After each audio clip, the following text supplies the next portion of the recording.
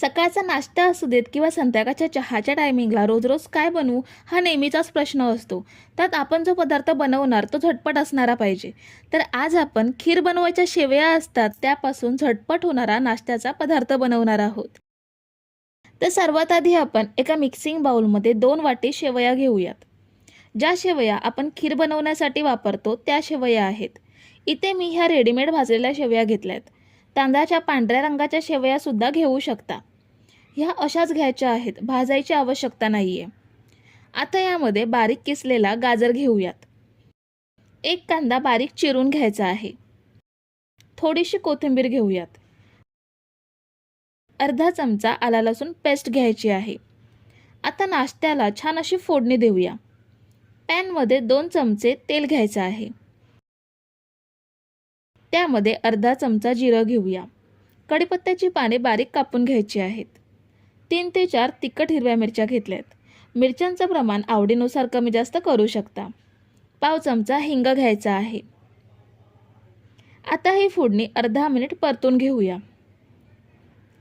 आता ही तयार केलेली फोडणी मिक्सिंग बाउलमध्ये घ्यायची आहे.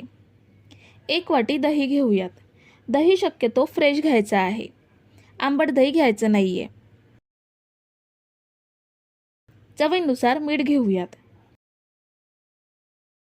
आता सगळं छान एकजीव करून घ्यायचं आहे. आपल्याला ह्यामध्ये पाण्याचा अजिबात वापर करायचा नाहीये. दहीमुळे शेवयांना चांगला ओलावा येतो. हे बघा, सगळ्या शेवया दह्यामध्ये भिजल्या गेल्यात. आता आपल्याला हे फक्त 5 मिनिटे झाकून ठेवायचं आहे. 5 मिनिटे असंच ठेवल्यामुळे शेवया दह्यामध्ये भिजून छान मऊ झाल्यात. आता मी इथे इडली प्लेटला तेल लावून घेतलंय. त्यामध्ये हे शेवयांचं मिश्रण थोडं थोडं घेऊयात. मिश्रण दाबून दाबून भरायचं नाहीये. हलका हलका जेवढं बसेल तेवढं भरून घ्यायचं, म्हणजे शेवया छान वाफल्या जातील.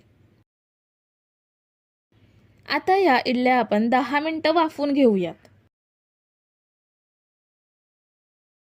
10 मिनिटे आपण या इडल्या वाफवून घेतल्यात. आता ही प्लेट काढून थंड करून घेऊया.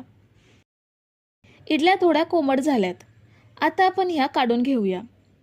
ह्या बघा, अगदी सहज इडली पात्रातून वेगळ्या होत आहेत.